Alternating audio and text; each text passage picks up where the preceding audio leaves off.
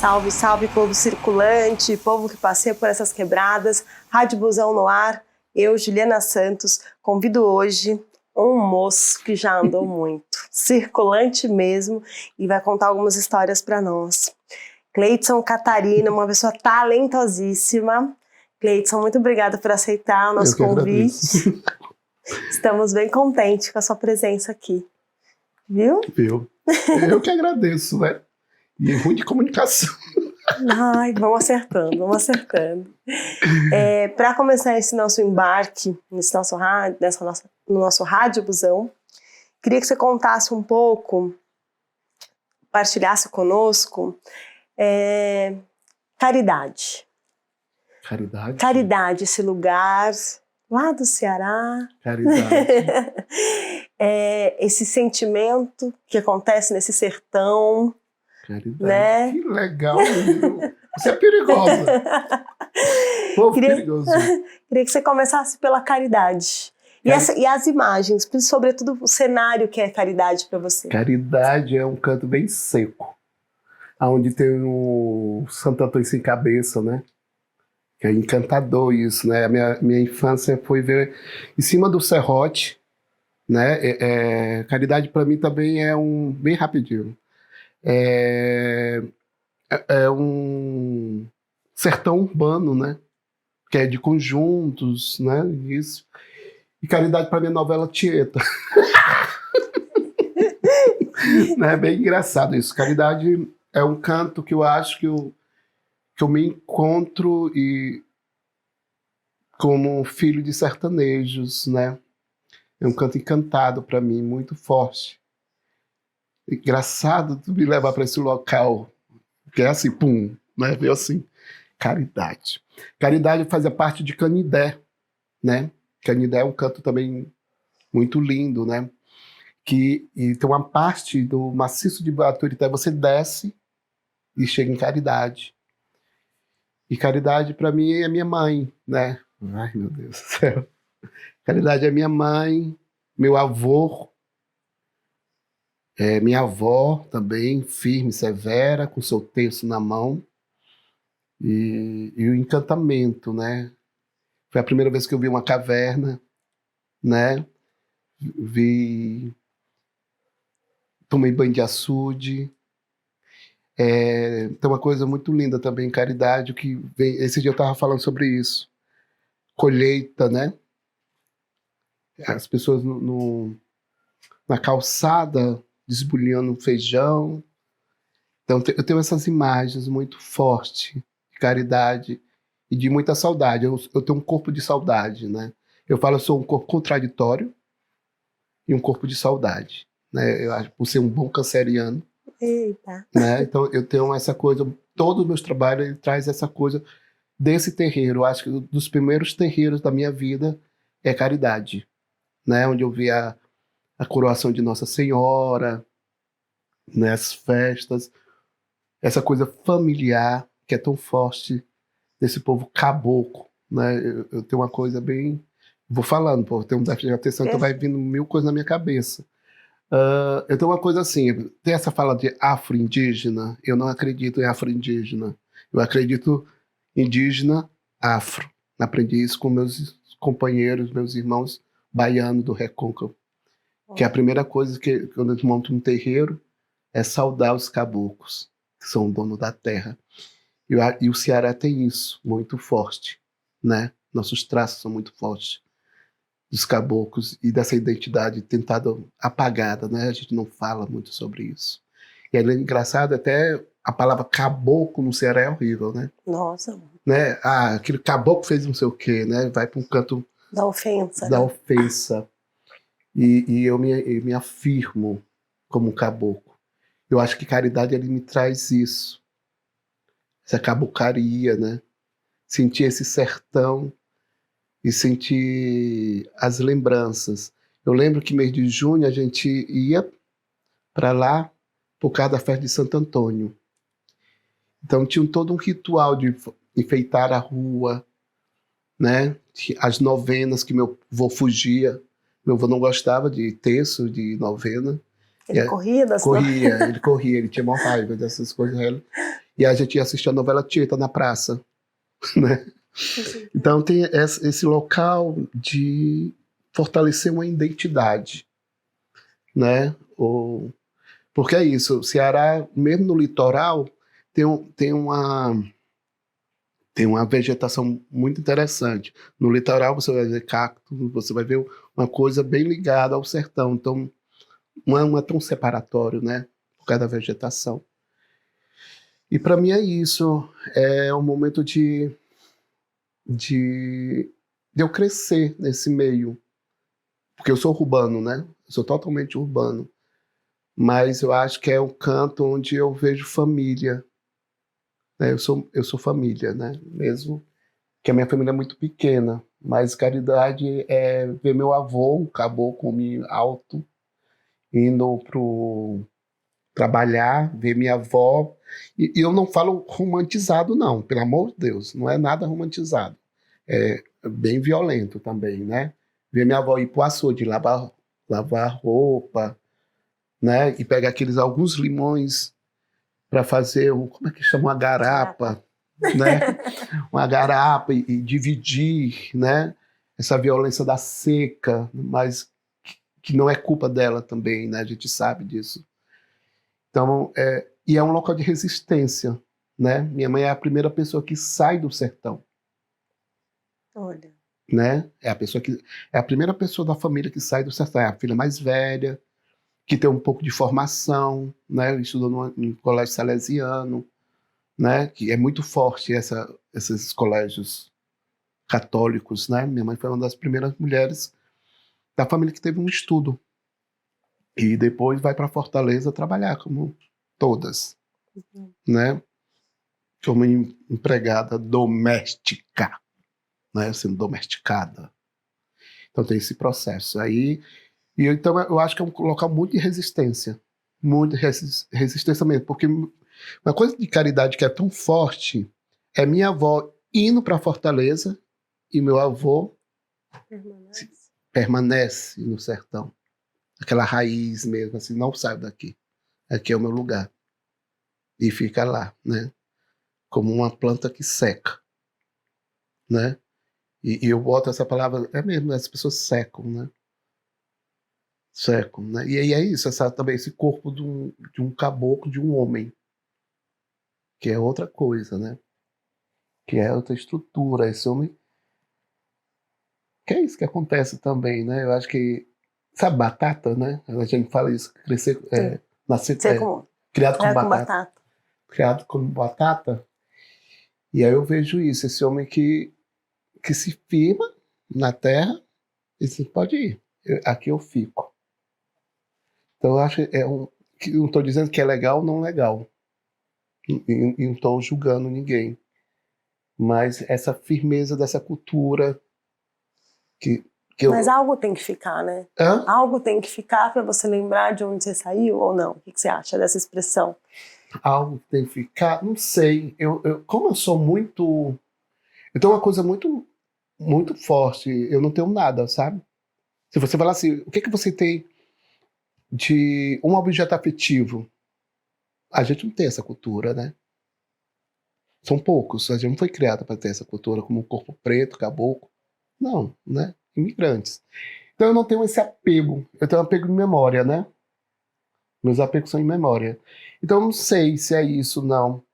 Mas eu vejo um corpo de um homem, é isso. Tem essa coisa do homem, né? Essa independência, esse egoísmo, que não sei se é legal, não sei. Mas assim, é muito fácil uma mulher acolher os filhos, mas um homem não. Eu vejo muito nessa estrutura, né? É muito fácil também, né? Eu acho. Sim. Mas eu não julgo, porque não julgo. É um homem que faz parte daquele lugar, de que não queria sair daquele lugar. Nossa, que bom que você trouxe essa imagem do seu avô, porque a gente tem uma expressão, eu também tenho uma grande parte da minha família, na verdade, praticamente toda a minha família materna é do Ceará, e a gente ouve muito essa coisa da construção da cidade pelos retirantes, né? Essa pessoa que se retira. né, que não fica nesse lugar, que está sempre andando. E aí quando você traz essa imagem do seu avô, que faz a escolha de não sair, me traz agora, e eu queria que você partilhasse uma reflexão comigo, o que é esse retirante? Né? Quem é esse retirante? Ele sai por quê? Né? Porque se o avô fez uma escolha, eu vou ficar. Mas a gente pensa, eu tenho uma memória de infância do Ceará, você viveu o Ceará, né? E viveu o Ceará em várias camadas, que você, como eu disse no começo, ele é um circulante. Passeou bem pelo Ceará, tem esses cenários dessa imagem, você consegue descrever tão bonito, Caridade, eu consegui visualizar um pouco o que é essa cidade, né? Essa vegetação que está no entorno, né? Então, o que nos faz nos retirar de certos lugares? Eu falo desse corpo, de novo, assim, né? As pessoas acham que ficam cansadas de a gente falar isso, mas a gente vai falar até morrer, né? Desse corpo caboclo, preto, violentado a vida inteira, correr, né? Para sobreviver, para estar vivo, sabe? Para estar vivo. Eu acredito muito nisso, do imigrante, né? Se você parar para pensar, é muito isso. Tentar viver, tentar sobreviver. Porque tem uma coisa muito interessante, a gente não escolhe onde a gente tem. Você escolheu o seu lugar? Onde você quer ficar? É esse lugar mesmo? Entende? Isso é muito violento pra gente. É a coisa mais simples. Você escolheu? Não. Eu escolhi para ficar em São Paulo? Não. Foi a necessidade que... Quer dizer, eu vou ficar aqui, né? Com todas as violências. Eu acho que cearense é uma coisa muito legal. Ele não é barrista. Ele é do mundo, né? Uma vez eu estava ouvindo isso muitas pessoas dizem, eu um cearense, né? E eu acho que é essa necessidade de sobreviver, de estar vivo, né? Porque é um corpo que quer viver. E o imigrante é isso, né? Imigrar é isso, né? Ali é legal, eu vou para outro canto. Eu vejo isso no processo do curral do governo. É isso, né? É um canto que eu quero... Eu entro, eu sempre estou procurando alguma coisa, tem hora que eu tomo um susto nesse holocausto da seca, né? Que ninguém comenta, né? E é isso, uma das primeiras coisas é quando o imigrante tenta sair de uma parte do sertão do Ceará para chegar em Fortaleza, na seca do 15, né? E aí você é preso naquele holocausto. É isso, as pessoas saíam daquele local para ter essa esperança, né? E falava isso para eles, né? Naquele momento de seca muito forte que teve no Ceará, falava assim, olha, vai para Fortaleza, vai não sei aonde. E entrava tudo no trem, no meio do caminho, era local. Pego. Você conta um pouco pra gente, para os nossos ouvintes? Porque nem sei se todo mundo sabe dessa história, né? Eu sei muito pouco, eu vou muito no sentimento, né? Eu sou uma pessoa... Como eu tenho uma dislexia na minha vida, eu acho que isso sei lá o que é. Então eu vou muito as pessoas falam que eu vou assim, procurando história, eu adoro história. Para mim, teve o Holocausto da Seca, que foi no sertão do Ceará, ali no Cariri, sertão central, né, que é Quixadá, Quixaramobim, que tem até o 15, né? Da Raquel de Queiroz, que é um romance, que é bem dentro, ela passa por dentro desse momento tão violento no Ceará, né? E que acontece mesmo, né? As pessoas estão tentando fugir da miséria e são presos, né? E vivem dentro desse holocausto que morrem lá mesmo, né? Não pode sair daquele local. Campos de concentração, né? Campo de concentração. E aí eu leio algumas coisas, aí entro nesse buraco, né? Eu adoro entrar em buraco, né? E vivo esse momento, eu estava até pensando em fazer um trabalho de vídeo sobre isso, né? De performance, eu estou na fase da performance. Ai, que bom, depois eu quero saber mais sobre a fase. E aí depois eu saio porque é muito pesado, né? É muito forte, né? Porque sempre é o mesmo corpo. Sempre vai ser o mesmo corpo. Lá da Borracha também, no norte, né? São cearenses, maranhenses, e é esse mesmo corpo caboclo, né, que a gente esquece. Esse corpo caboclo e preto que vão e que são violentados. E é tão interessante, tem uma coisa do Holocausto, da seca, um dos locais é no Pirambu, que é um canto onde, para ele não invadir Fortaleza, né? Eu já li. Hoje Pirambu é um canto, o pessoal fala que é um canto violento, né? Não sei se isso é histórico, né? Uma construção, né? É uma construção histórica. É legal falar sobre isso dentro de um processo e com você, porque para começar a trabalhar esses territórios, essas imagens dos territórios, a gente não fala, né? A gente não fala de Fortaleza, a gente não fala de Piauí. Tem uma coisa romântica de Pernambuco, né? Tem uma coisa romântica da Bahia, e a gente não fala desses corpos que também são violentados. Então tem essa estrutura muito forte. E Pirambu é um canto muito, muito interessante, né? Que é ainda parte do litoral ali de Fortaleza, ainda que tem um boi cearense que mexe com aquele povo ali. E aí você vai ver tudo assim, parece um pescocinho mais aterrado, né? Que brincam com isso, né? Tem essa xenofobia, tem várias coisas, sim, racismo, né? E é interessante Pirambu, porque é isso, tem uma identidade de um povo ali que está ali, na beira do mar, uma luta, e que é histórico. Daí aí tem essa violência histórica. Aí fala assim, é um dos bairros mais violentos. Será que foi por causa disso? Alguns estudam, né? Pessoal que estuda, né? Porque o povo mesmo vai falar essa idiotice, né? É o povo branco que pega os ratos brancos para fazer os laboratórios e fica com esses pensamentos besta, né? Porque um canto de resistência eu não lembro agora, senador Pompeu parece que tem, não esquece, povo, que tem uma missa, né? Uma missa dessas almas nesse local de holocausto. Que acontece anualmente isso? Sim, tem um movimento da terra. Tem um movimento da terra, né, do pastoral da terra, né? Esse pessoal das igrejas, movimento de base da Igreja Católica, né? De uma visão mais política. E tem, né? Eles levam água na procissão. Eles chegam no canto e deixam a água lá, acende uma vela. E tem esses processos todo. Vai me atualizando, que eu já Não, pode, tô adorando ouvir.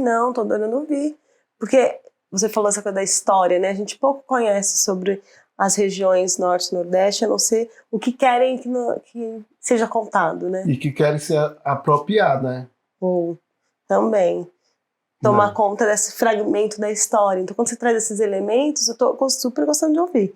Conhecer um pouco mais sobre o Ceará que você viveu. É, porque é interessante. Uma vez eu estava com o Pernambuco, eles são maravilhosos. E aí tem uma coisa que eles falam assim, Piauí era Pernambuco.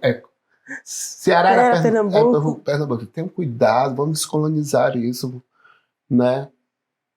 Porque o que era antes? Eu fico pensando nisso, né? O que era antes? Que povos são esses? Que etnias são essas que foram apagadas?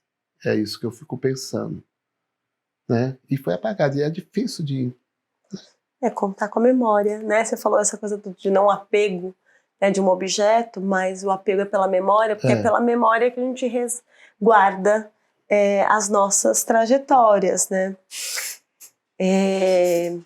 E da sua trajetória, e dessa sua memória que já está compartilhando elementos que poucas pessoas já, né, ouviram e não vão aprender na escola, né? Poucos a gente sabe.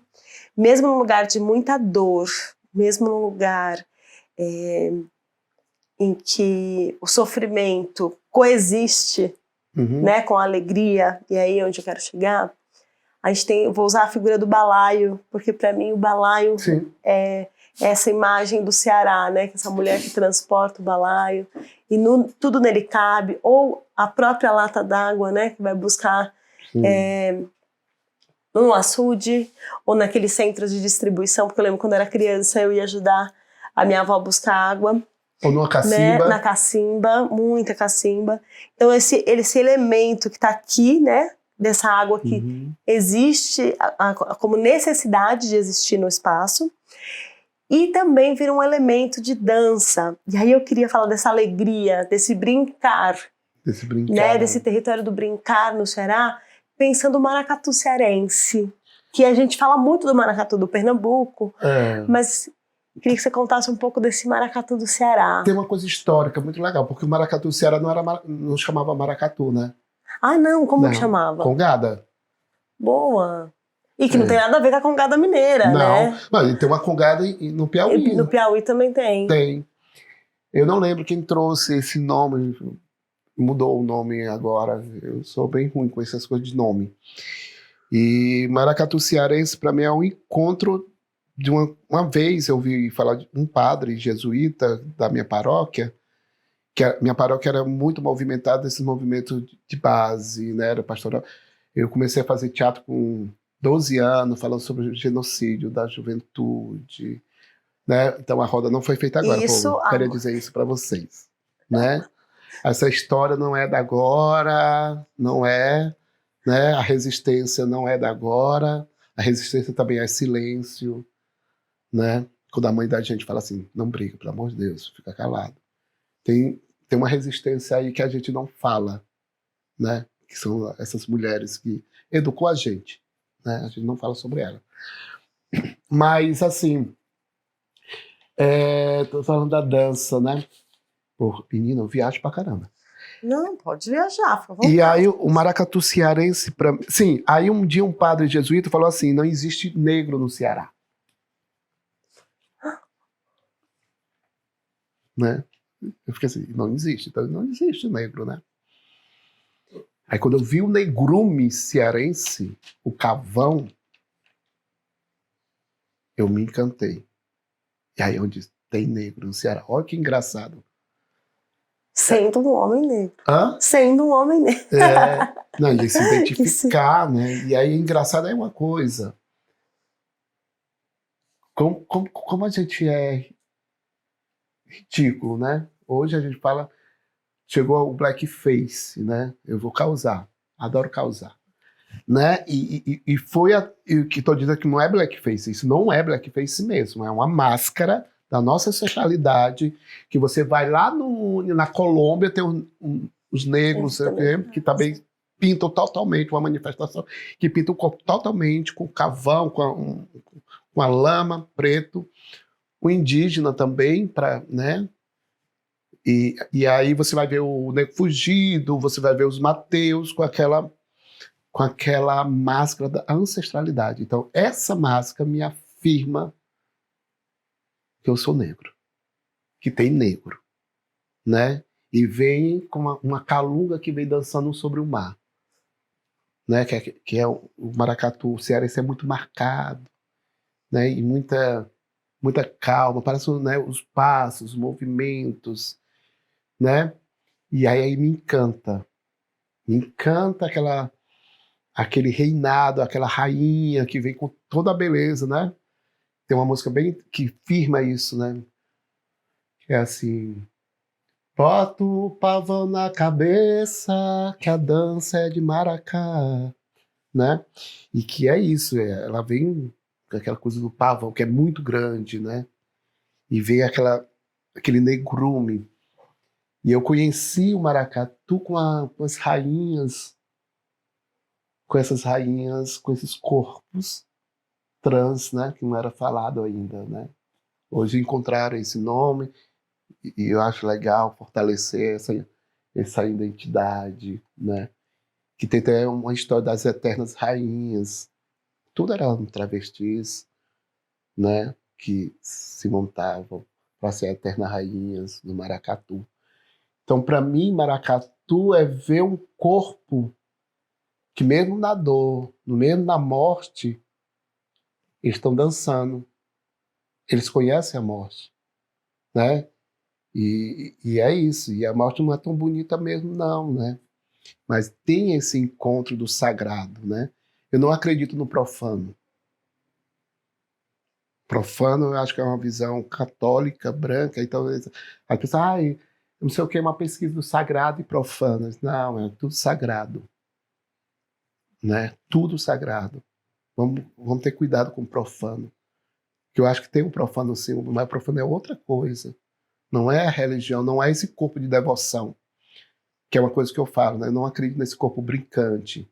Acho que essa palavra corpo brincante ou brincante, ele surgiu um É tempo. recente, né? Ele é bem recente, né? E é uma cultura de um território que foi para o Brasil inteiro. E eu acho perigoso. Eu só causa no mundo. Arengueiro. Você se Arengueiro. denomina como um arengueiro. Isso mesmo, porque eu acho que parece uma higienização, uma limpeza. A gente não fala, eu sou brincante. Mas você é brincante de quê, meu filho? Né? Monilson mesmo fala sobre isso. No Nego Fugido, né? Diz, não sou brincante. Não sou brincante. Você trouxe essa reflexão, vou contar um pouco para as pessoas que estão ouvindo a gente, que é uma expressão. Olha, se você quiser contar, também não, pode. Pode ir. Né, que é uma expressão utilizada muito em pesquisa acadêmica, né? Para nomear ou classificar as pessoas que estão atreladas. E isso eu quero te já emendar numa pergunta. As manifestações populares, né? Então, o maracatu, o risado, cavalo marinho. Então, todas essas manifestações, o ato de ir para a rua é o ato de brincar, né? Porque se busca separar o trabalho da brincadeira, como se isso... E você traz essa imagem do sagrado e do profano, né? Uhum. Falando que o profano não existe. E se tudo é sagrado, então não tem, pode ser brincadeira, ou tudo é um trabalho, não sei. Mas é uma nomenclatura utilizada muito no universo acadêmico, e em São Paulo é bem usado também para veicular alguns cursos também, né? Eu acho assim, eu não sou a verdade, né? A primeira coisa, eu não sou a verdade, nunca vou ser a verdade, nem quero ser a verdade, e nem tenho dinheiro para ser a verdade, nem tenho cor para ser a verdade, né? Porque haja... né? Não sou filho né, de alguns historiadores aí, de algum pessoal que fez resgate, porque resgatar não existe. Resgatar é coisa de branco, né? Que vai para um território e fala, resgatei uma manifestação. Não existe isso. Eu acho que existe, para a gente, é fortalecer uma identidade. Uma manifestação, ela existe ali naqueles corpos. Mesmo dentro, mesmo silencioso, mas ele está ali. E eu não preciso do outro para resgatar isso. Eu não preciso da voz do outro para resgatar isso.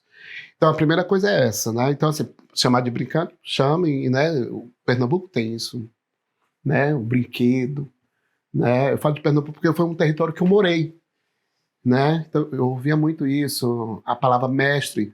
Eu já escuto muito essa palavra mestre em Juazeiro. Sacrado né? aos... Isso. Mas em Fortaleza mesmo, que é o meu território, eu não escutava muito essa palavra. Apareceu um movimento político ali, né? E aí a gente começou a ouvir isso. Aí, mestre, mas de quê, povo, né? E que eu respeito também.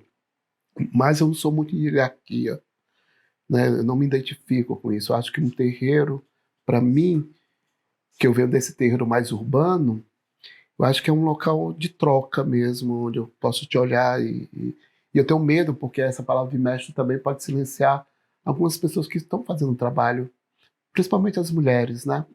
As mulheres que estão dentro de um terreiro, cozinhando, costurando, e que não estão num trabalho estético de frente. Eu falo estético porque numa manifestação ela não é só estética, ela é um mito. Então, queridos, desculpa, não existem essas manifestações do Nordeste aqui. Existe uma reprodução disso. Aringando de novo, né? Boa. Né? Não existe. Porque é um mito.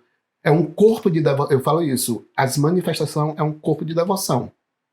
Então, todo sábado eu estou tocando a mesma coisa. Não sei. Todo domingo, ou um dia tal, tocando a mesma coisa. Um corpo de devoção não é isso.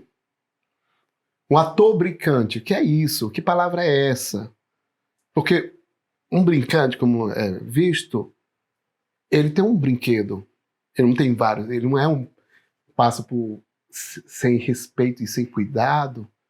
e entra nos terreiros, aí pega aquela estética, que eu acho isso errado. Eu acho que a gente tem que assumir isso. Eu mesmo, eu sou um ator, diretor, e eu pego mesmo a estética dessa manifestação para a minha cena. Mas eu afirmo isso. E não reproduzo manifestação. Eu pego a estética da manifestação, sim, para o meu teatro. Ai, eu já estou batendo, só estou me batendo. Para o meu teatro, né? Então, é diferente. Dá para entender? Sim, eu entendi. Então, ter esse cuidado, né? Então, eu acredito que essas manifestações que estão aqui, só se... É isso. Vou dar um exemplo mais concreto. Quando eu vejo o boi do Morro do Querosene, que é um território que eu estou, eu tenho um convívio com essa família, eu vejo que é um corpo, olha que legal, é um corpo imigrante, voltando para o corpo imigrante, que traz suas devoções. E quer, né, fazer seus mitos, né, seu ritual, né, de agradecer.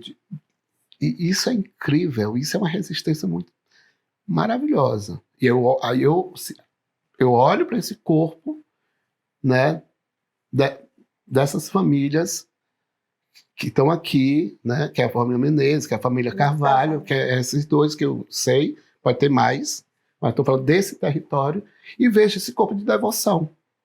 E eu acredito nesse corpo e acredito nessa manifestação com eles, né? Então, é isso. Quando eu sempre falo isso, para mim é um corpo de devoção. Porque é isso. Uma vez eu tava com Chulos, um espetáculo, e a gente foi para o interior de São Paulo, que é outra coisa, que a gente não valoriza os nossos terreiros. Sabe? A gente não fortalece os nossos terreiros. Aí a gente foi para o interior, no centro assim, do interior de São Paulo, que eu não lembro o nome, sou muito ruim com o nome. E aí eu vi as mães com os meninos de careta, né, de máscara, de um palhaço. Disse, olha que coisa incrível. E era pagar promessa. Então todas essas manifestações têm uma ligação, sim, com esse corpo de devoção. Porque é para o santo, é para uma liturgia, é para um agradecimento. Né? Então é isso que eu falo quando eu vejo esses outros grupos aparecendo por aí, principalmente com as manifestações de fora. Isso Desvinculados, né? Para mim isso é estética. E era tão bonito a gente falar, né? É um grupo de percussão que toca isso. Seria mais bonito, seria mais digno, né? Porque uma saída de um maracatu, e eu estou falando em geral, não estou falando maracatu pernambucano, não, estou falando em geral. Tem um mito por detrás. E para sair, tem umas coisas que acontecem, uns segredos que... Fundamento, né? A gente chama de fundamento. Isso, por detrás. Não é só estética, não é só tocar, né? Não é só cantar e pintar pintar a cara, né? Dando o exemplo do maracatu cearense. Olha aí. Você trouxe na sua fala, né? E aí eu fiz uma reflexão e trouxe para mim, resumiu em fé, né? Esse corpo em devoção. E anteriormente você trouxe 2 outras palavras, que é mulher e silêncio. Então eu queria fazer um combinado aqui, um compilado dessas 3 palavras, né? Mulher, silêncio e fé. E que você compartilhasse onde essas 3 palavras habitam ou atravessam ou costuram a sua trajetória. Vamos lá, de novo sobre a minha mãe, né? Minha mãe tem uma coisa muito engraçada do cearense, eles são muito alegres, né? A gente não é tão de briga, a gente é de ironia, de rir, de zombar, mas tem esse silêncio também, principalmente o sertanejo, né? Eu acho que isso é bem indígena, né? De observar. E depois abre a porta da casa, todo esse processo. Eu fui criado pelo meu pai, pela minha mãe e pela minha tia. E aí esse dia eu descobri uma coisa que minha tia sempre me amou. E a minha tia é a pessoa mais silenciosa do mundo. Até um pouco antissocial, né? E aí ver essa imagem dessas mulheres, para mim, porque é a minha referência, né? E eu aprendo, né? Aprendo muito. Lembra no início quando eu falei de homem, né? Eu vou falar. E aí tem esse histórico, né? Os homens têm uma história, né? Tem uma estrutura aí que também sou homem, né? Não é por isso que eu sou bicho, eu sou machista, né? A gente tem que ter esse cuidado também, né? A gente só porque é uma bichinha. Não, não, é uma bicha machista, sim. E tem essa coisa de proteger os machos, às vezes sempre. Né? E estou nessa desconstrução, né? Não desconstrução, acho que isso, observação é melhor, porque está. Né? Desconstruir parece que a gente tirou, né? Exato. Tirou. Não, tirou não, tá aqui, né? E aí eu tenho essas coisas muito, né? Dessas mulheres que... Meu pai era caminhoneiro. Então é uma pessoa que vai e é aquela mulher que leva também a mesma estrutura, é quase a mesma estrutura do meu avô, que está lá cuidando dos filhos, que está lá observando, e depois ele volta, né? Então tem essa estrutura dessas mulheres, e que não conta nada, né? Uma vez eu fui para um coco, na zona da Mata Pernambucana, Glória do Goitá. Eu não vou dizer nome para não expor ninguém, né? E a gente tava num coco, eles falam um nome coco de senzala, mas tem outro nome também, mas veio só esse agora. Um canto lindo, a gente comeu, bebeu, e teve a roda, uma roda mesmo, é uma roda que todo mundo dança junto com seus pares, e é uma roda, não sai dessa roda. E eu, como um bom observador, né, eu acho que a minha leitura, eu falo que é isso, né, eu leio, eu só não escrevo. Por causa da dislexia, eu não escrevo, o cérebro não corresponde. E eu sentado assim, e eu vi uma senhora lá na janela. E aí, e era essa coisa também os meninos estavam fazendo uns registros das manifestações do grupo que eu participava, de Pernambuco, de Recife. Aí eu fui lá naquela senhora, como sempre eu faço isso. Eu gosto mais de mulheres que de homem para conviver, para conversar. E senhoras, eu tenho muita coisa com senhoras. Eu fui até aquela senhora e eu disse: a senhora não participa? Eu disse: não. Aí a senhora participa, eu acho. Né? Olha, o outro prepotente, não, dizendo para a mulher que ela participava. E aí isso também é perigoso, né? O outro querendo afirmar sobre... né? E a mulher falou para mim tudo. Aí depois eu disse: para de ser feio, só escuta. Ela disse: não. E aí essa roda tinha esse mestre de coco, vou falar mestre, que as pessoas vão entender.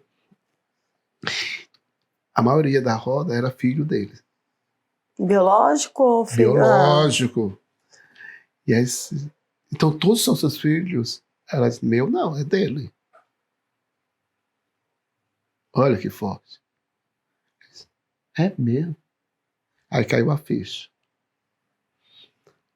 Aí ela falou assim: mas eu peço meus filhos respeitar ele. Entende? Ele sai, aparece com outros filhos. Então tem... E esse silêncio dessa mulher, né? E aquilo para mim, não vou julgar nada, né? E aí depois ela falou assim: não, mas eu cozinho, eu faço as roupas.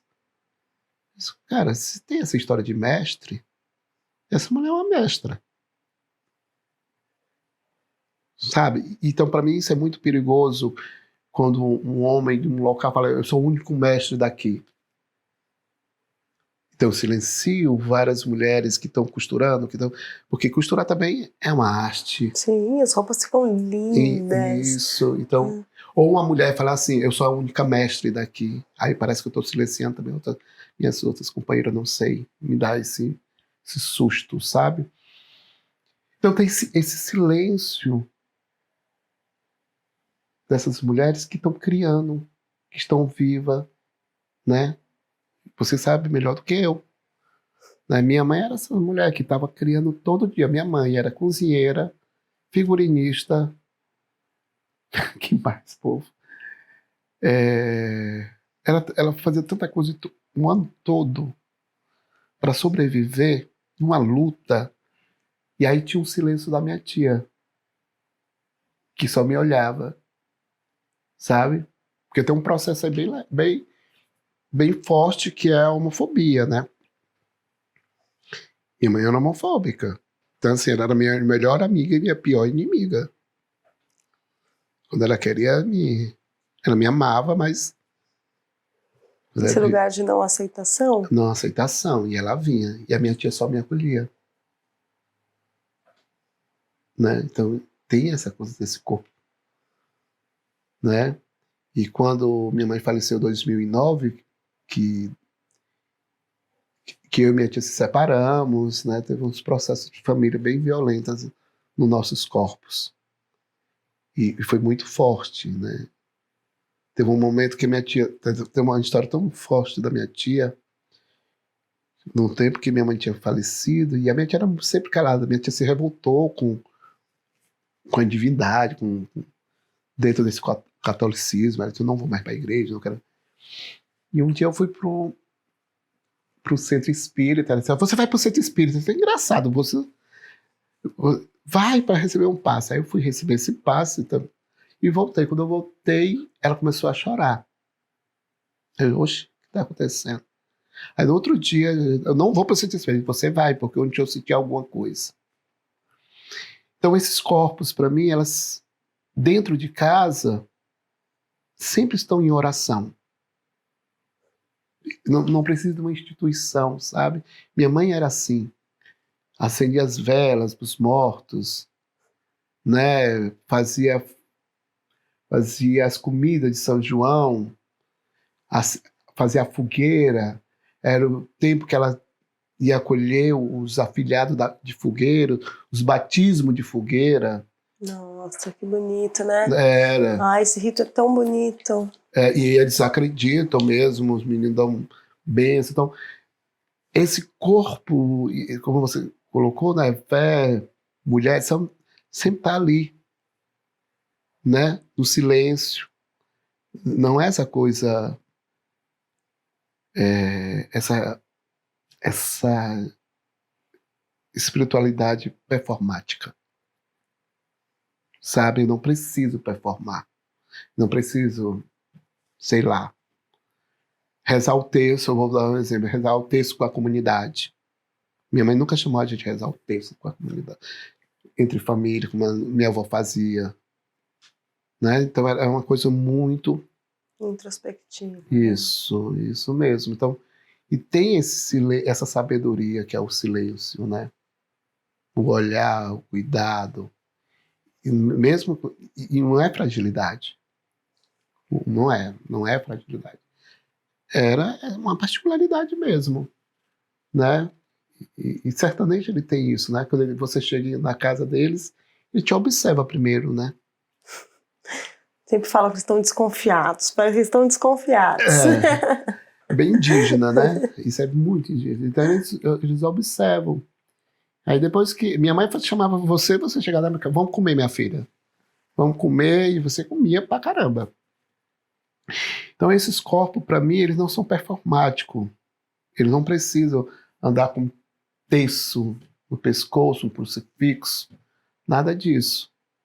Mas tinha esse corpo de devoção, tinha esse corpo que reza, que tem um reizado em janeiro, né? No Ceará já mudou um pouco isso, né? Mas em janeiro não pega mais dezembro, né? Porque no Ceará não, Fortaleza, que é uma coisa mais urbana, né? É outro tipo de reizado, né? Tem 1000 reizados, né? É isso outra coisa no Ceará. Tem muito reizado de careta, tem vários tipos de reizado. É como também sotaque, né? É bem legal isso, porque quando a gente chega aqui, eu vou falar desse território de arte que eu trabalho, que é classicista, xenofóbico, academicista, né? Quando eu vejo alguns grupos de teatro, o pessoal Ah, tem que fazer o sotaque nordestino. Mas que sotaque nordestino é esse, meu filho? De qual Nordeste você está Qual falando? Nordeste que você está falando, né? Até mesmo dentro de uma região, né? Se a gente pegar é Oxi! diferente. Não, é isso. No Ceará tem 1000, né? Em São Paulo, mudando... Em São Paulo, minha capital, você vai ver isso. Né? Eu fico até brigando agora desses TikTok. Eu sou apaixonado por TikTok. Eu quero ser blogueirinho. Eu sei que você fica acompanhando horas o dia. Eu sou. E aí eu fico puto com esses meninos que falam assim, no Nordeste fala assim. Eu digo, que Nordeste, povo? Para com isso. Né? Isso é muito perigoso. Voltando de novo, ficar com a palavra brincante também. Ah, eu sou brincante. Né? Porque eu nunca ouvi isso. Então isso é muito perigoso, falar o Nordeste. O Nordeste, não, o que é o Nordeste? O Nordeste é 1000. Sabe? É muita coisa. Então, aí eu falo desse local, né? E aí é a mesma coisa. Um sertanejo cearense para um sertanejo baiano é totalmente diferente. As suas devoções são outras. A sua história de origem é outra. Né? Eu mesmo tento me corrigir um pouco sobre essa linguagem que é tão plural, né? E é tão gostoso de ouvir. Né? Aqui as pessoas ficam me corrigindo às vezes.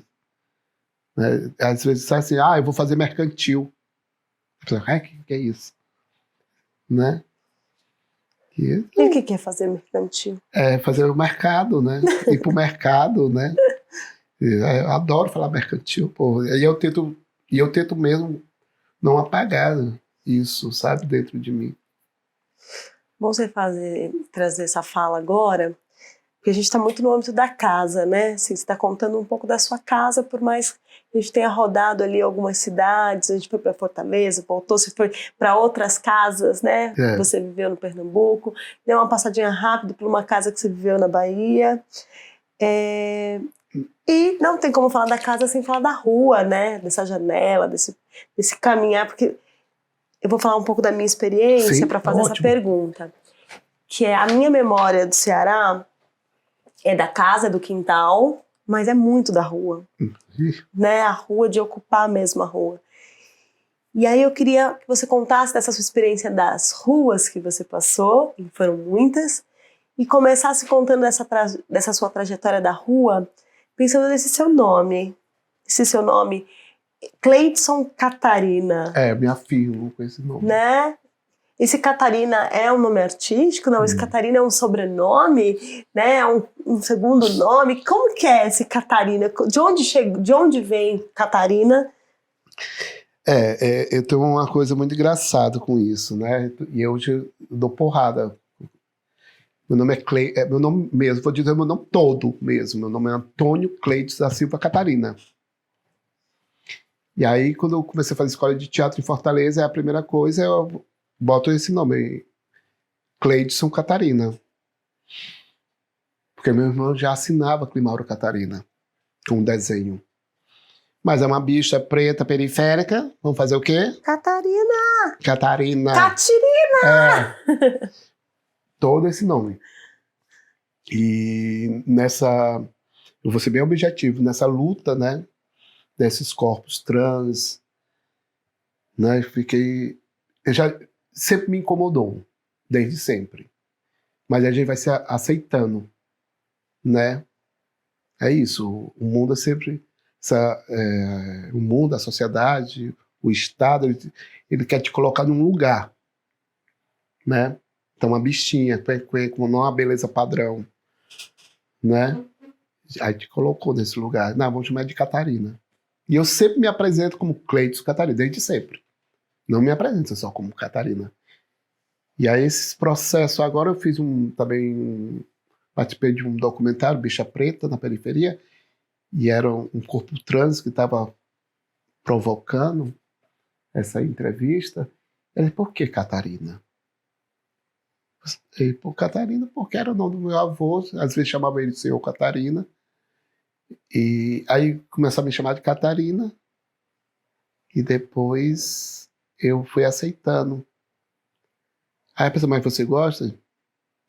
Não gosto. Não gosto, não me identifico, porque me coloca num corpo, querem me colocar em um corpo feminino, ou do viadinho, né? Posso ser viadinho, não tem um problema, nenhum, né? Mas o meu corpo não é feminino, não é, né? E não tinha um problema se eu me identificasse com esse corpo feminino, até queria, né? E é isso. Eu acho que e isso vem muito da rua, né? Também a gente começa. Uma bichinha no Nordeste na rua é uma bichinha. Né? Tinha uma coisa no Ceará que era horrível, na década de 90, que era pei e matei um gay. Que era até uma brincadeira, né? Era um abuso, era no meio da rua e Visto gritava. como brincadeira, não era? Não, era muito. Não, tranquilo. E era muito forte, e era um pei mesmo, assim, de um tiro, né? E era assustador. Então teve um momento que eu tive medo da rua. E aí eu volto lá em quarta-feira de cinza, acho que é pós quarta-feira de cinza, 92, no Conjunto Industrial em Maracanaú, que um grupo falando sobre genocídio, e eu disse, eu quero participar disso, com 12 anos de idade. E eu queria falar, e aí eu comecei. Isso não. Ceará ou no Rio Grande? Ceará. Ceará? Ceará, Maracanã, Ceará. E comecei a fazer esse teatro de rua. Aos 12? Nos 12. Então eu queria aquilo. E aí eu descobri, com a dislexia eu tenho um problema, né, com essa coisa da fala, né? Então era um local... Nem parece. Mas é. Então é um local que eu comecei a falar, comecei a gritar, comecei... Então esse local da rua, para mim, é um local de ocupação política, né? Por isso que eu não acredito no conceito performance. Porque a performance ela existe antes desse conceito branco, né? E é engraçado, o conceito é todo inspirado na prática, na vida popular, prática. Né? O rito, não sei o quê. Cara, uma mulher preta na Bahia, né? Eu fico vendo essa imagem, levando seus quitutes. Isso é uma performance, né? Um maracatu que faz seus rituais todo por detrás para botar o seu mito na rua, isso é uma performance, né? Então a rua para mim ela é isso, era um local que eu descobri que eu podia estar na rua, que era o meu local aonde eu levava tiro, né? Matei um gay. É esse local que eu tinha que enfrentar, que eu tinha medo, né? Que eu tenho medo hoje, né? Eu não saio na rua de noite. Eu sempre, sozinho. Né? Então, e essas ruas para mim foi muito importante. Tem um movimento que eu participei que eu amo.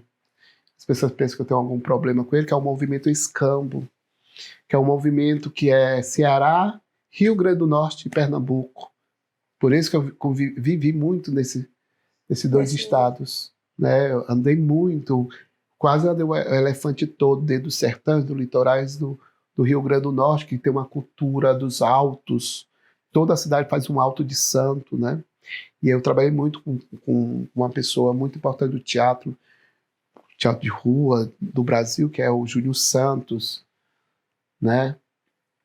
E esse local eu aprendi a pedir licença às ruas, né? Pedir licença ao povo daquele território e trabalhar e contar história, né?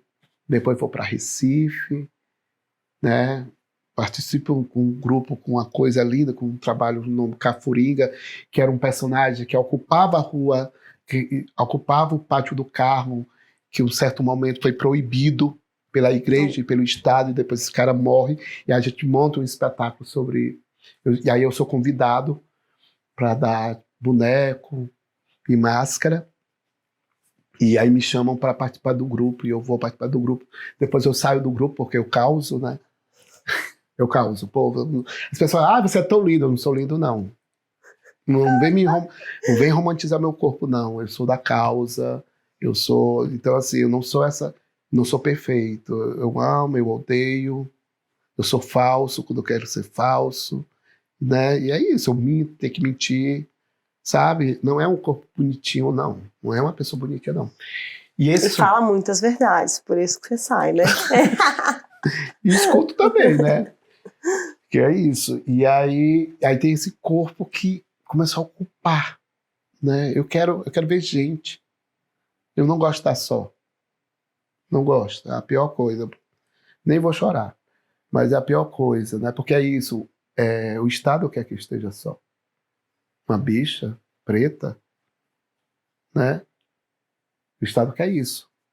E as pessoas, os nossos companheiros da bolha, ainda dizem isso, você tem que aprender a viver só. Não, não é minha escolha. A minha escolha é viver com alguém, com um grupo, para arengar, para viver, para conviver, para trocar, para comer, para sentir o cheiro do outro que tá peidando, sei lá, qualquer coisa, né? E é isso, porque a gente tem que acabar com essa visão romântica das coisas e da violência também. E aí a rua é um local que eu acredito. E essa janela que você coloca, eu acho muito importante. Para mim é a janela do ônibus, sabe? Do ônibus mesmo. Eu adoro... Pessoal, eu tenho um crise de insônia, eu vou dormir dentro do ônibus. Adoro. Você adora dormir dentro do ônibus? Amo, tenho prazer. Uau, saculejo, ótimo. Assim. Mas eu tenho essa coisa da visão, né? Então tudo para mim é estética, é história, é oralidade, né? E eu falo oralidade, nem outro conceito não gosto de conceito. Não gosto de conceito, porque conceito entra de novo numa situação academicista, classicista, onde eu tenho que comprar um livro, aí sabe, a minha tia não pode ler. Entende?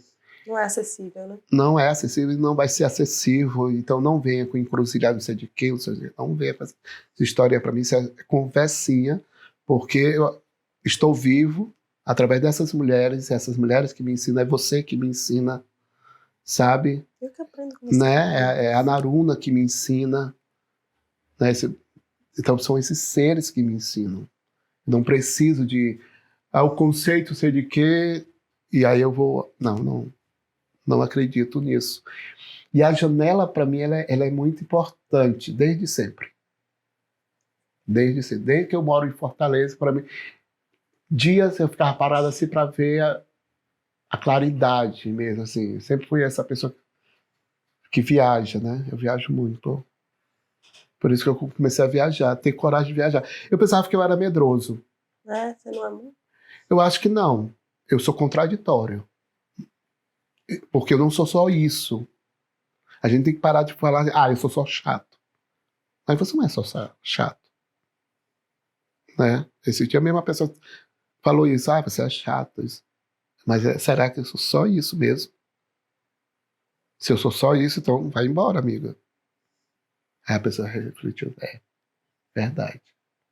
Não dá para restringir. Não. E aí a janela para mim é isso. Quando eu lembro que eu andava em Fortaleza. Fortaleza tem uma cultura incrível até hoje. Como é que chama? Cadeira na calçada. Minha família mora na periferia da periferia. Bem... Aquele que para chegar no centro tem que pegar 4 ou 3 ônibus. Não é essa coisa bonitinha, não. Né? As pessoas falam, é tão lindo Fortaleza, onde você estava, querida. Na praia de Iracema. Até em Salvador, onde você estava, querido. Né? Então, começar esse processo também. E aí eu fico passando, qual é a história daquelas pessoas? Eu tenho essa coisa, sabe? Eu gosto muito disso, ouvir. Eu falo também, falo muito. Mas tem hora também que eu... Então a janela para mim é esse local. E a rua para mim tem uma coisa muito linda. É o horário do café da tarde em Fortaleza. Esse café, principalmente na periferia que a minha família mora. Minha tia, tem uma tia minha que ela faz café Aí fica na calçada, aí todo mundo vai tomando se junto, toma café, um pé de tapioca, não sei o que, então não come ali. Então, para mim, essas ruas, essas janelas sempre são encontros. São histórias, né? Sempre. E eu sinto muita falta. Né? Você falou de estar longe, né? Eu sinto falta disso. Eu moro em São Paulo, acho linda a independência de um paulista, não critico mesmo. Tenho que aprender mais, parar de criticar paulista, porque eu adoro paulista. Por isso que tá aqui entre nós. São pessoas que eu amo. Tem pessoas que eu amo. Foi um canto que eu me encontrei. Foi um canto que eu morri e ressuscitei. Sabe? Como um boi mesmo, que dança, né? Que tá com aquele brilho. Né? Eu adoro estar em cena. Eu sou um ser da cena. Eu me dou, me acabo. Quem me vê em cena vai ver tudo meu. É frustrante quando acaba. Você sabia disso pra mim? Não sabia. Eu passo uma semana de depressão. Eu entro num buraco. Porque é o único canto que eu me sinto vivo e perfeito. É a cena. Desde sempre. É uma das mágoas que eu tenho aqui, quando eu chego, é que as pessoas me veem como um figurinista. Porque é mais fácil, né? De botar em um lugar de novo. Ontem mesmo eu ouvi isso, de um cara preto, falando, eu sou louco para trabalhar com vocês. Legal. Mas, para você fazer meus figurinos, eu não trabalho com figurino mais, querido. Sou ator. Meu ofício é ator. Sou ator, diretor. E aí eu vou nessa prepotência lindamente. E eu sei, eu faço bem. Então, aí a pessoa chegou para mim e falou isso, né? Eu disse, não, meu ofício é esse. Eu sou um ator, cara. Né?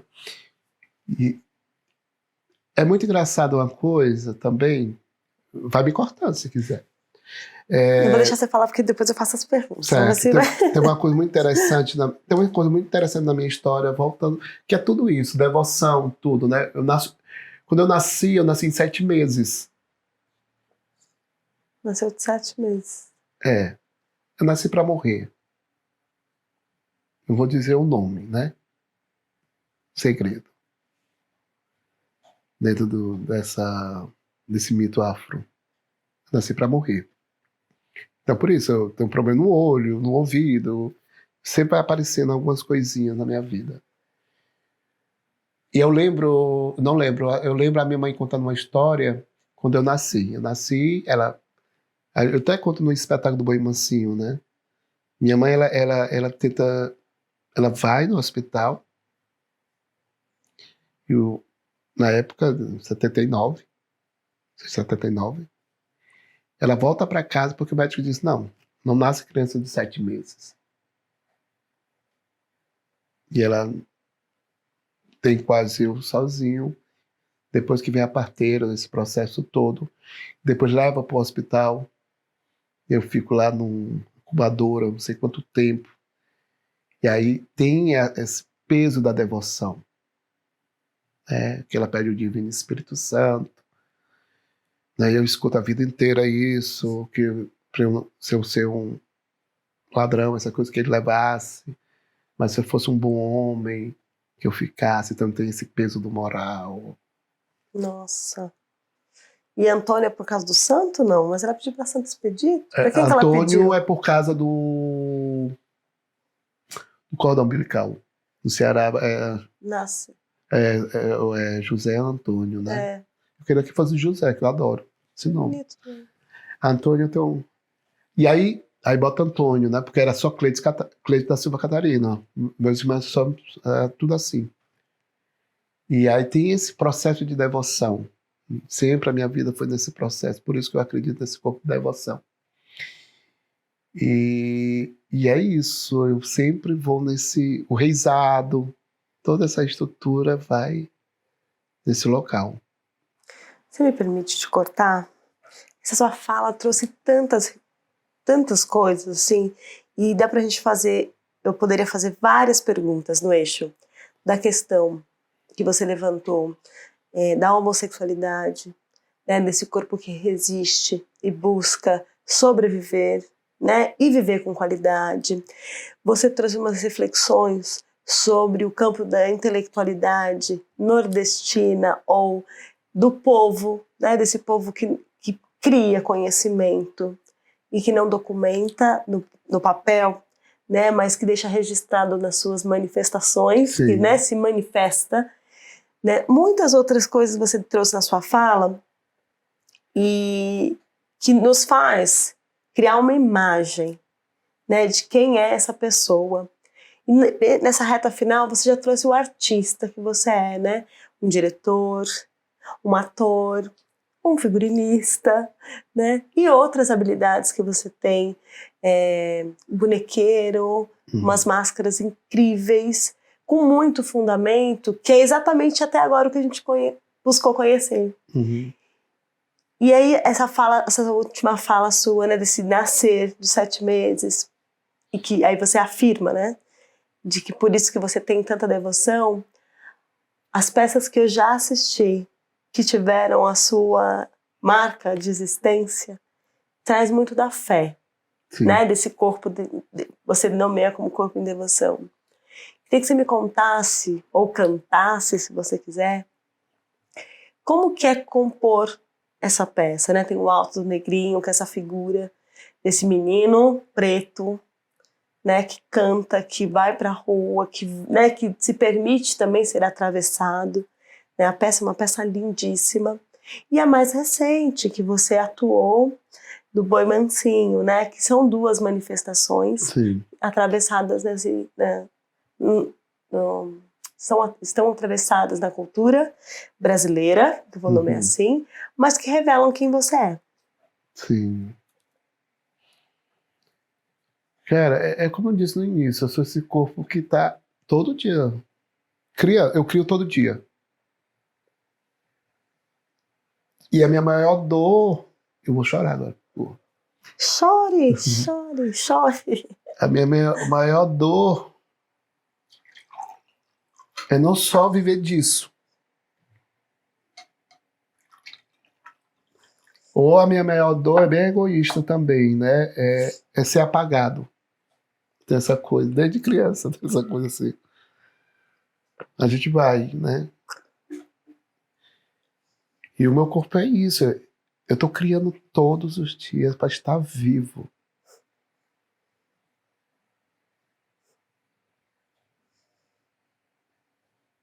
E você vive.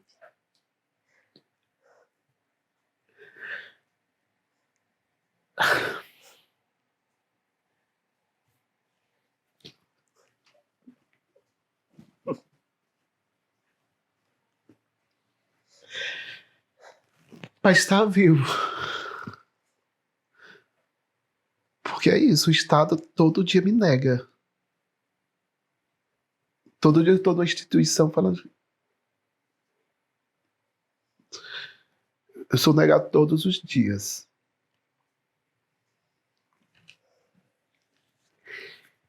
E é por isso que eu não vou contar a história de longe, eu vou contar a história nossa.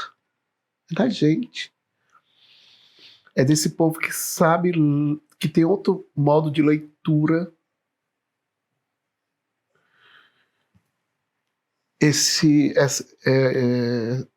Uma escola que não é reconhecida como escola.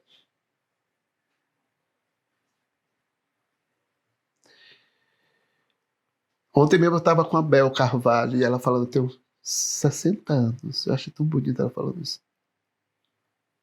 Uma mulher retinta.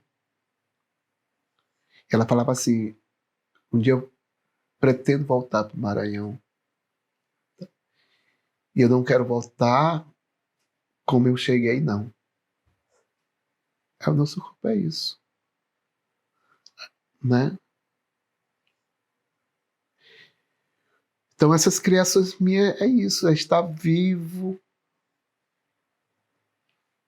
é estar brigando com esse território e brigando com os nossos também, porque nossos corpos são violentos, são violentados, a gente ainda não sabe conversar, a gente não sabe amar.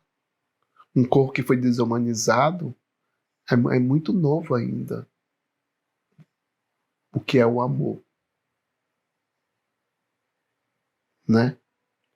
E ainda a gente é, como eu falei pra ti antes, a gente é culpado porque a gente não ama, Somos culpabilizados, né? né? Não é isso? Então esse corpo é isso, eu crio todos os dias. O teatro, vou ser bem prepotente, não cabe. Ele não me preenche todo. Eu sou muita coisa. E eu sou bom. Eu tenho que dizer isso pra mim todos os dias.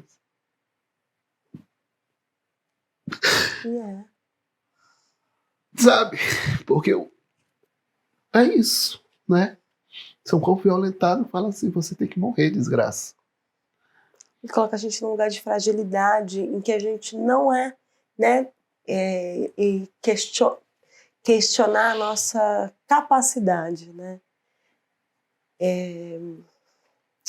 Eu fico muito feliz em ter a oportunidade de conhecê-lo, porque quando você fala, você é muito certeiro, né? Aqui nas câmeras é uma coisa, a gente está numa condição, Sim, né? sim. Mas no cotidiano, quando a gente tem a oportunidade de se encontrar, é esse lugar da verdade e que não leva para o ferimento, né? Você falou que a gente está aprendendo a amar, né? Um corpo que foi historicamente violentado, né? São mais de 500 anos tentando entender que trajetória é essa de vida, ainda num processo de sobrevida, né? Quando a gente tem a oportunidade de dizer a nossa verdade e o outro aceitar a nossa verdade, é isso. Eu aceito você do jeito que você é, né? E reconhece. Então, chorar, isso eu já ouvi de uma mãe de santo, e a irmã Jess, que ela fala que as lágrimas é para lavar, né? Sim. Então, a gente limpa o que tá dentro, a gente faz essa harmonização, vou falar assim, Sim. mas a gente limpa porque a água é esse movimento. É um movimento que nos traz até aqui, é um movimento que nos levará para muito mais longe. E aí, agora eu vou ser prepotente e vou dizer que essas lágrimas, elas se manifestam em tudo que você cria, né? Quem teve a oportunidade de ver a exposição do Catarina lá no CITA, chorou, porque eram coisas lindas de serem vistas e que tinham que estar em outros lugares também. A periferia merece esse presente de ter você ali conosco, mas é um trabalho que tem que ir para o mundo mesmo, né? E nós da Rádio Busão sabemos tanto da sua importância, né, que a gente está registrando esse momento, né, para que essa viagem seja ouvida, né, por muitas pessoas para além do tempo. Né, você tem esse compromisso, eu acho, né, com as suas criações. E então, nesse momento, eu digo que nós também temos o compromisso de registrar a sua trajetória. E ouvir você foi muito bom, muito mesmo, Catarina. Eu tenho só que agradecer mesmo e fortalecer os nossos laços, as nossas redes, né? Eu acredito nisso. Eu acredito que é nosso. E a gente vai incomodar. Sim. É chorando, dançando, rindo, né? Porque esse corpo é esse corpo que está lá fora, que foi silenciado várias vezes, mas estamos com maracatu, com samba. Eu estou falando de coisa... não, mas a gente tá lá fora, sambando, dançando. Como fala pernambucano, uma vez eu ouvi isso, eu adoro. Na sexta-feira a gente rasga o cu. E na quarta-feira a gente costura e volta. Isso pra mim, quando eu ouvi isso, cara, que sabedoria. Que sabedoria. A gente já riu, a gente já chorou. É assim, mas não é? Mas a vida é assim. Mas o sagrado é isso. A gente tá na morte, dentro de um... Eu adoro, não vou mentir não. De um velório cearense, vou falar desse território, dentro das casas, comendo, que é cheio de comida. Aí a gente chora, aí a gente volta a rir, e chora de novo. E é isso a vida de um pobre mesmo. E é bom ser pobre. É bom, porque a gente começa a ver os valores mesmo. Uma vez eu vi, para finalizar, eu vi uma vez um mestre falando assim, o mestre Zé Negão, falando assim, eu sou ignorante, sou analfabeto, mas eu aprendo todos os dias. Sabe? Tá aí a dica, É né? isso. Aprender todos os dias. Mas nós não vamos fechar assim, Catarina. Vamos não, né? Nós vamos nos despedir ouvindo você cantar, né? É. E também, mais pra frente, se quiser falar um pouco dos seus futuros, você quer falar alguma coisa dos seus trabalhos atuais? Antes de você começar a cantar?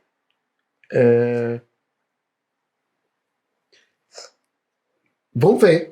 Vai ver. Então tá. Vamos ver esses trabalhos, né? Tem uma parceria linda com o Grupo Clareou de Teatro, né?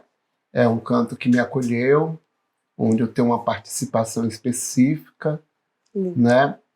Eu falo que não sou do grupo, mas eu sou do grupo de outra ideia. Duvido que eles vão ouvir isso e vão falar, aceitar uma coisa dessa. mas a gente tem esse jogo, a gente tem essa, né? Porque eu acredito nisso, porque antes da gente chegar em um território, a gente tem que respeitar esse território, Sim. né? É a mesma coisa que eu falo do Clareou. Quando eu chego no Clareou, já existe uma história. E eu tenho que respeitar essa história. E a gente não respeita a história do outro povo, a verdade é essa. Então, para respeitar a história do outro e aceitar, a gente tem que criar uns códigos, umas regras. Então, Clareou para mim é uma casa que me acolhe. Eu sou com um tipo de uma particularidade, né? Eu acho de um acolhimento, um encontro de artista, né? O Boi Mansinho é isso, é uma mulher preta que olha para mim e fala assim, você é ator. Né? Você é diretor. Naruna tem uma sabedoria incrível e que me acolhe. Foi a única preta de coletivo preto, e eu vou afirmar isso, que me olha como ator, meu primeiro ofício. Não como, né? Não estou diminuindo nada, mas o meu primeiro ofício é esse.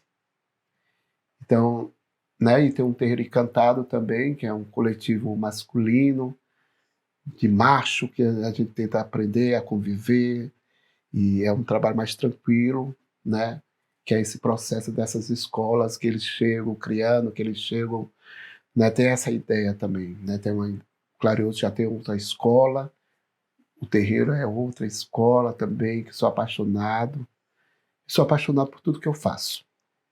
E a gente também se apaixona pelo que vocês produzem.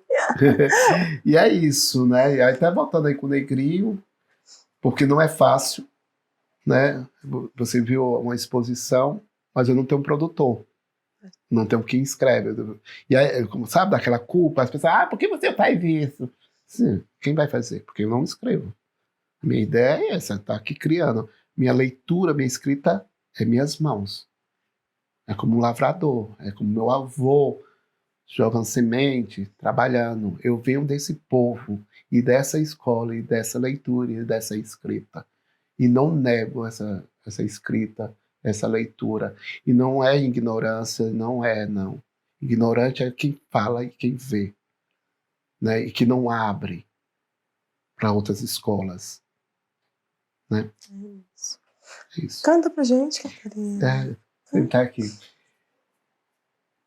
Tem uma música tão legal, eu componho, né? Que é minha donzela, não chore não, eu não sou cavaleiro da morte, minha armadura é sem ti encarnado, e o meu brasão é o coração de Jesus. Canto a luz do dia, danço os prazeres da noite, enfeito teus cabelos com cravo branco e a flor do dia. Canto a luz do dia, danço os prazeres da noite, enfeito teus cabelos com cravo branco e a flor do dia. Viva! Eita! Viva, gente! É assim, né? A gente termina o nosso papo de hoje com essa pessoa maravilhosa. Eu disse que ele era talentosíssimo. Falamos só um pouquinho dessa trajetória imensa. Agradeço a todos que ouviram e até a próxima.